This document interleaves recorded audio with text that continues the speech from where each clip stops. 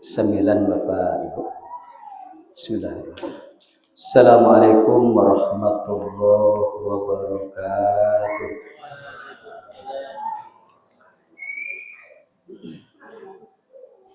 Alhamdulillah. Alhamdulillahirabbil alamin. Wassalatu wassalamu ala asyrafil anbiya'i wal mursalin wa ala alihi wa sahbihi ajma'in. Yang kita hormati, kita muliakan bersama Bapak Kiai Haji Afif selaku pimpinan pondok pesantren dan imam besar masjid kita ini. Yang kita hormati, kita muliakan bersama Bapak Ustadz Imam Munsori serta bapak-bapak haji, ibu-ibu hajah, bapak-bapak, ibu-ibu yang dirahmati Allah. Pada kesempatan ini kita sedikit mengkaji atau memberikan penjelasan yang ada dalam kitab Al-Hikam. Materi yang ke-18. Sebelum kita menguraikan ataupun membaca matannya, kita sama-sama membaca surah Al-Fatihah untuk beliau. Al-Fatihah. A'udzu billahi minasyaitonir rajim. Bismillahirrahmanirrahim. Alhamdulillahirabbil alamin. Arrahmanir rahim. Maliki yaumiddin. Iyyaka na'budu wa iyyaka nasta'in. Ihdinas siratal mustaqim. Siratal ladzina an'amta 'alaihim ghairil maghdubi 'alaihim waladdallin. Bismillahirrahmanirrahim. Ihalatukal a'mala ala wujudil faragh min ru'unatin nafs. Kalau dapat kita terjemahkan, penundaan dalam beramal ketika terdapat peluang atau waktu kosong adalah dikatakan sakit jiwa atau suatu kebodohan diri. Perjamaah yang dirahmati Allah, di dalam kalam hikmah yang ke-18, Imam Ibnu Athaillah memberikan gambaran kepada kita, memberikan penjelasan kepada kita dalam penundaan waktu. Misalnya penundaan dalam beramal ketika kita punya waktu kosong, waktu luang, lalu tidak kita pergunakan untuk beramal, maka kita dikatakan oleh Imam Ibnu Athaillah, kita dalam keadaan sakit jiwa atau dalam kebodohan diri. Perjemaah yang dirahmati Allah, ada ulama membagi waktu dalam sehari semalam itu untuk dipergunakan ada 4 kelompok. Pertama, kita mempergunakan waktu itu untuk bertafakur dalam sehari semalam 24 jam. Yang kedua, kita gunakan untuk muhasabah. Yang ketiga, untuk ibadah. Yang keempat, untuk istirahat. Jadi ada 4 waktu. Inilah yang biasa digunakan oleh orang-orang yang ahli ibadah, karena mempunyai waktu yang cukup besar untuk akhirat. Kalau misalnya waktu istirahat, baik siang ataupun malam, terutama untuk tidur, itu dia membagi sekitar kurang lebih 8 jam. Kalau kita tidur lebih dari itu, kata ulama itu sudah suatu kebodohan, tidak mempergunakan waktu, tapi digunakan untuk tidur. Kemudian waktu yang sisanya itu dari 24 jam berarti 16 jam. Nah, jadi 16 jam ini dibagi kepada 4. Nah, dibagi kepada 4 suatu amal kita nanti itu. Kalau dibagi 4 berarti 1/4, 2/4, 3/4 sama-sama mendapat 4 jam. Atau misalnya istirahat itu untuk kerja itu adalah 4 jam.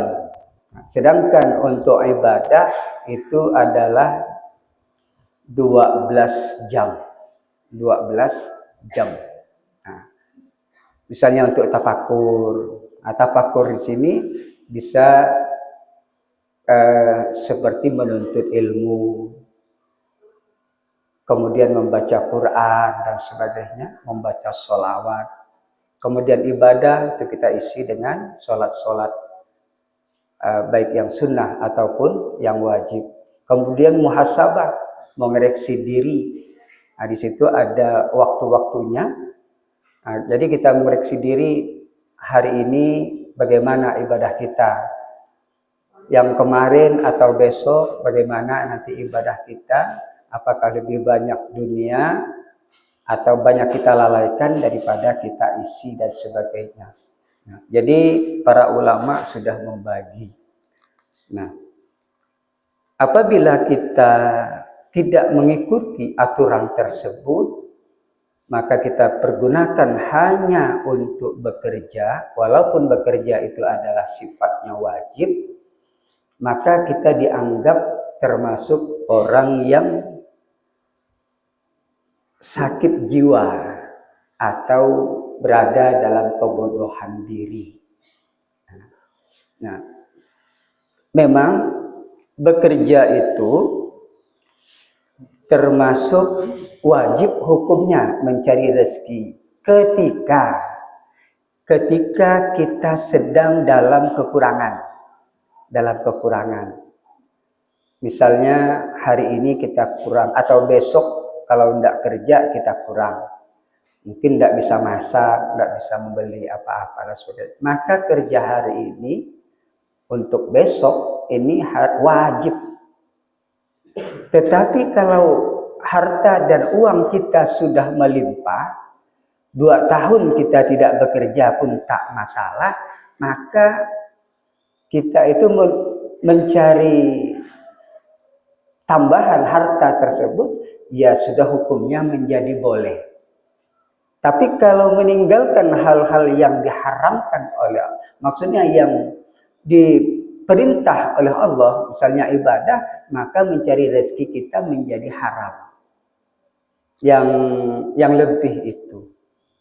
Nah, oleh sebab itu, kata Imam Athaillah, penundaan dalam beramal ketika punya waktu kosong, maka itu dikatakan sebagai orang yang bodoh, menunda waktu.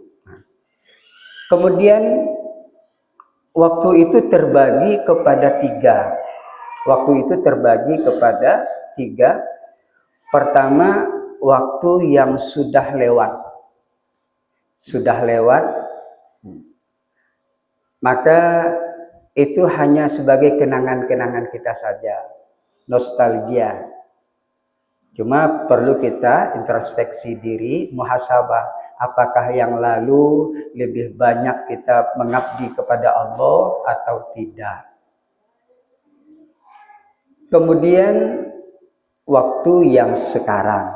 Nah, jadi waktu yang sekarang inilah yang sebenarnya milik kita. Misalnya ada waktu yang kosong, maka kita pergunakanlah untuk akhirat.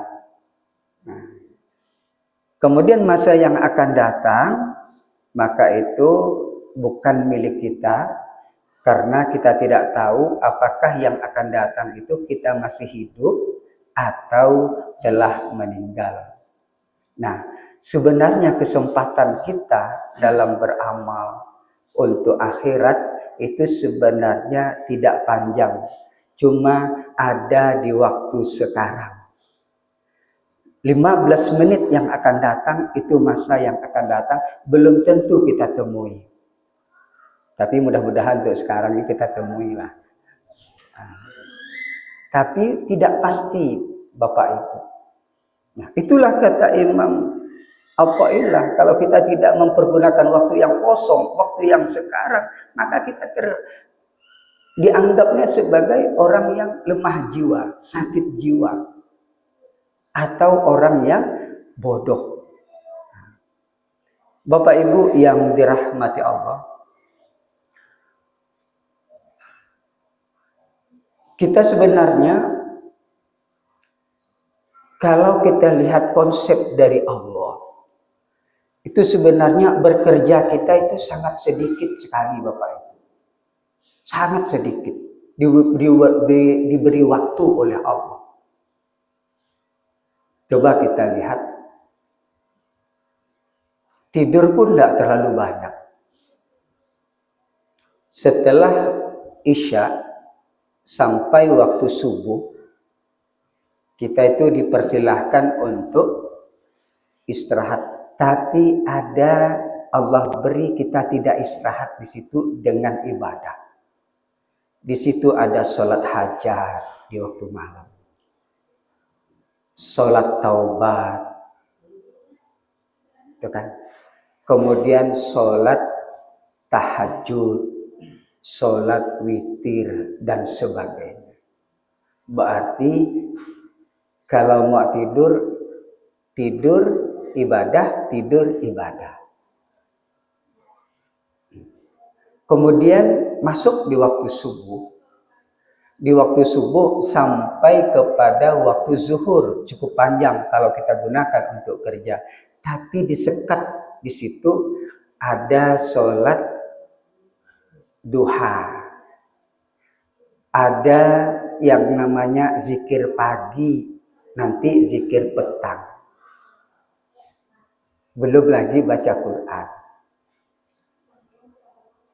Mau tidak mau itu kerja kita bisa lah. Misalnya dari jam 7 sampai jam 11. Nah, itu kerja 4 jam Pak. Kemudian di waktu asar, di waktu zuhur dan maghrib, disekat lagi waktu asar. Berarti mau bekerja jauh tidak bisa. Disekat lagi. Kemudian waktu maghrib, sedikit kita istirahat, disekat lagi 1 jamannya itu sholat isya. Jadi sebenarnya Allah melarang kita terlalu capek dalam bekerja. Oleh sebab itu ulama mencari rezeki yang wajib itu pada saat kita tiada rezeki. Kalau sudah melimpah dan lebih, maka itulah yang disebut dengan waktu kosong. Jangan digunakan sepenuhnya untuk kerja. Ini seperti orang malas semua ini. Tapi inilah pelajaran hakikat. Nah, jadi digunakan itu. Nah, lalu yang itu adalah teori orang yang hakikat ma'rifat. Tapi kan tidak semua orang berada di situ. Tidak berada di situ. Lalu pelajaran dari thariqah, semua walaupun kita sesibuk apapun bekerja, maka bisa diselipkan dengan ibadah. Jadi sangat beruntung kita belajar thariqah. Walaupun kita bekerja 12 jam, walaupun kita bekerja 14 jam, tapi bisa diselipkan beribadah kepada Allah Subhanahu wa ta'ala. Jadi waktu-waktu tadi seakan-akan sudah tak berguna. Hanya kewajiban yang diwajibkan oleh Allah saat kita bekerja itu disekat dulu. Misalnya kita kan seharian bekerja dari pagi sampai sore. Nah, habis subuh kita, habis sholat duha. Sholat duha kan bisa jam 6 lewat sedikit. Sholat duha yang di awal waktu. Kalau isyraq itu sebelum jam 6, jam 5.30-an dan sebagainya. Sholat isyraq itu amalan Imam Al-Ghazali. Itu diamalkan dalam kitab Ihya, itu ada. Nah, kemudian misalnya kita bekerja dari setelah subuh sampai menjelang zuhur, istirahat dulu, mungkin istirahat makan, istirahat sebentar, kemudian kita sholat, maka segar lagi kita. Setelah zuhur kita kembali lagi bekerja. Sebelum asar kita gencatan senjata dulu, yaitu sholat asar. Atau misalnya kepalang tanggung, asar didekatkan dengan sholat maghrib, tapi jangan kelewatan. Nah, jadi walaupun kita banyak mencari keduniaan, yang ini yang dah lebih maksudnya, maka kita bisa menyelipkan sehingga tidak bisa dikatakan bodoh atau sakit jiwa. Karena pada saat itu kita sudah mempergunakan waktu. Nah, di dalam thariqat kita diajarkan lagi, walaupun dalam keadaan bekerja, mencari nafkah dan sebagainya, maka bisa diselipkan kita berzikir kepada Allah Subhanahu wa ta'ala. Zikir yang tidak formal. Zikir yang tidak formal. Yang formal itu misalnya setelah subuh, setelah zuhur, asar, maghrib, isya, membaca La ilaha illallah, La ilaha illallah sebanyak minimal 165 kali. Tapi yang non formal, misalnya naik turunnya napas ketika kita bekerja, misalnya ngambil sawit sambil jadi kita bisa berzikir pada saat itu.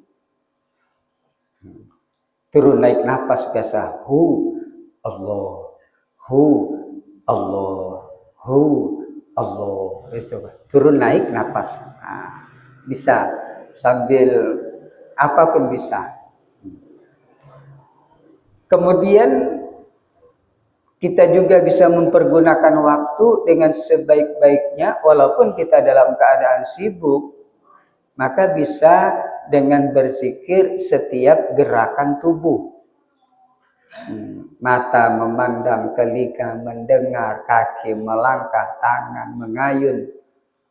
Maka itu bisa diisi dengan zikir. Setiap gerakan kecil maupun besar, maka kita harus ingat kepada Allah dan menyebut dalam hati Allah.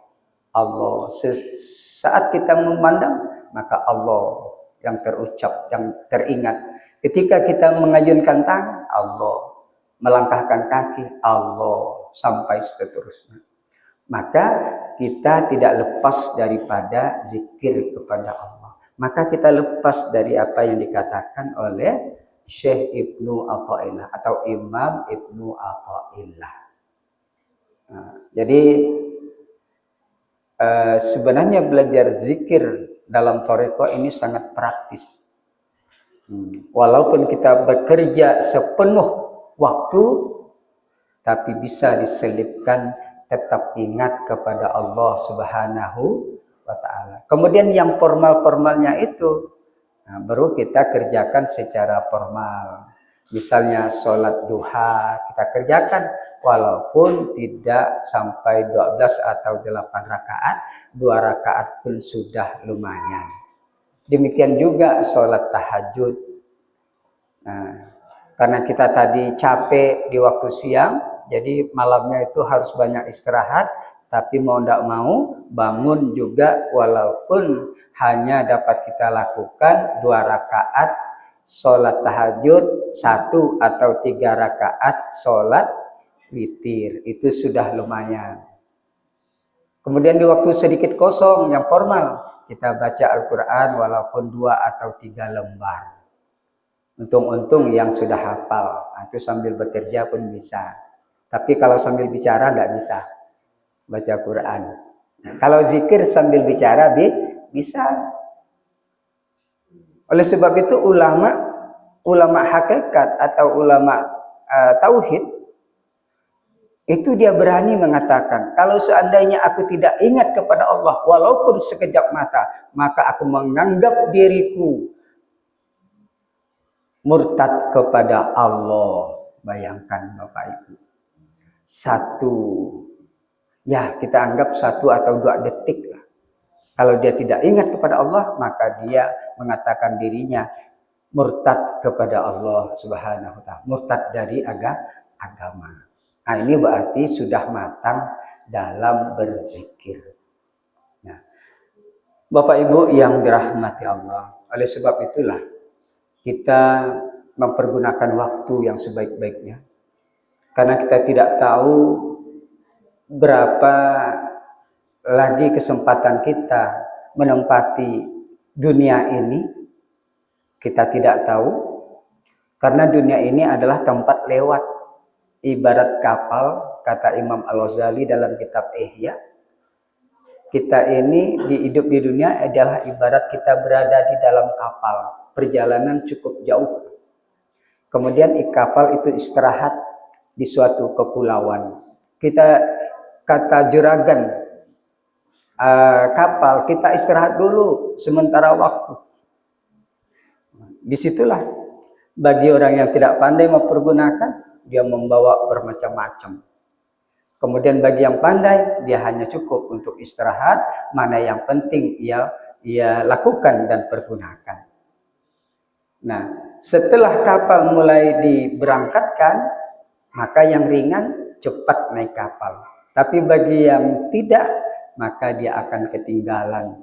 Disebabkan karena dia mencari sesuatu yang bukan untuk dibawa. Jadi kita sebenarnya seperti itu. Maka sebenarnya kita harus lebih berat akhirat daripada dunia. Walaupun dunia, tapi menuju kepada akhirat. Ini kadang-kadang kita terlupakan. Secapek-capeknya kita, akhirnya kita banyak yang terlalaikan. Kan banyak yang demikian Bapak. Mau sholat maghrib pun tidak sempat. Sholat isya sudah ketiduran. Sholat zuhur masih di tempat kerja. Sholat asar masih belum selesai kerja. Akhirnya pulang setelah maghrib pun kelewatan. Habis makan ngantuk. Isya pun terlewatkan. Ini yang dikatakan oleh Ibnu Athaillah, tak pandai mempergunakan waktu kosong, maka kita dikatakan sakit jiwa. Kalau kita dengarnya ini sakit nih. Sakit jiwa. Nah, berarti kebodohan pada diri kita. Bapak Ibu yang dirahmati Allah.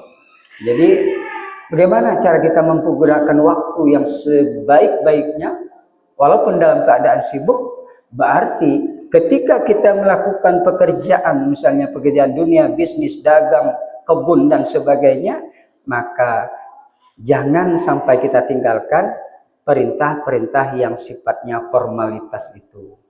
Sholat 5 waktu dan sebagainya. Yang kedua, kita isi dalam bekerja, kita tetap ingat kepada Allah Subhanahu wa ta'ala. Ini untungnya kita belajar thariqah. Tapi nampaknya belum kita ajarkan Bapak Ibu. Sambil bicara bisa zikir.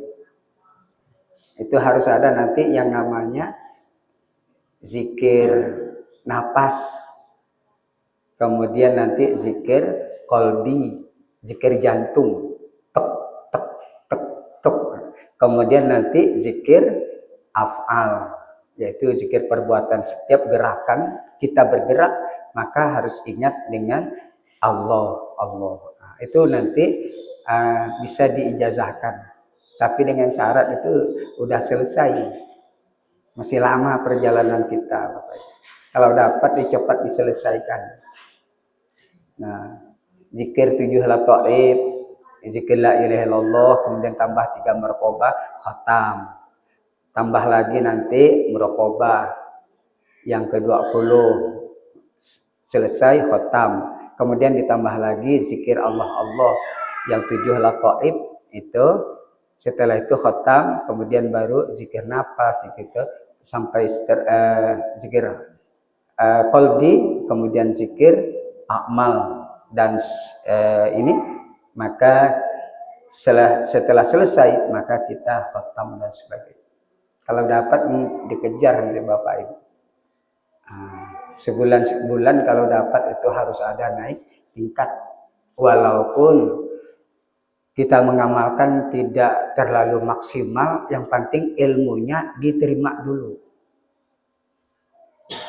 Ilmunya diterima. Sama dengan kita di pondok pesantren, di sekolah, kan tidak harus pintar dulu kita di sekolah, kan? Nah, nanti setelah kita tamat sekolah, baru kita menerapkan ilmu kita tadi, ya sebatas mampu yang ada. Tapi kalau ilmunya sudah diterima, insya Allah bisa berkembang. Tapi ilmunya tidak diterima, bagaimana untuk berkembang? Akhirnya nanti ditakutkan, kata orang ada zikir nafas, wah kita itu bikin sendiri. Hu Allah, bikin sendiri, ya salah, tidak pakai sanad. Nanti ditanya di akhirat, kamu belajar zikir nafas sama siapa? Dengar-dengar saja. Tapi bagaimana cara? Tidak tahulah, saya bikin sendiri. Made in sendiri.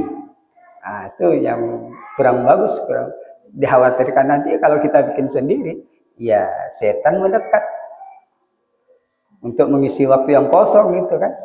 Tapi ternyata salah dalam mengisi waktu yang kosong. Jadi kita pergunakan dengan sebaik-baiknya, walaupun kita dalam keadaan sesibuk apapun. Maka ibadah ingat kepada Allah itu tetap, karena kalau kita melalaikan hal yang demikian sama dengan kita menjual akhirat dengan dunia. Kalau akhirat sudah dijual, berarti nanti akhirat itu tidak kita dapatkan. Kita pakai untuk di dunia. Alangkah bagusnya kita pergunakan dunia, tapi untuk akhirat yang lebih kita utamakan. Bapak Ibu yang dirahmati Allah, hanya ini yang dapat kita sampaikan. Mudah-mudahan ada manfaatnya kepada kita semua. Terima kasih atas perhatiannya.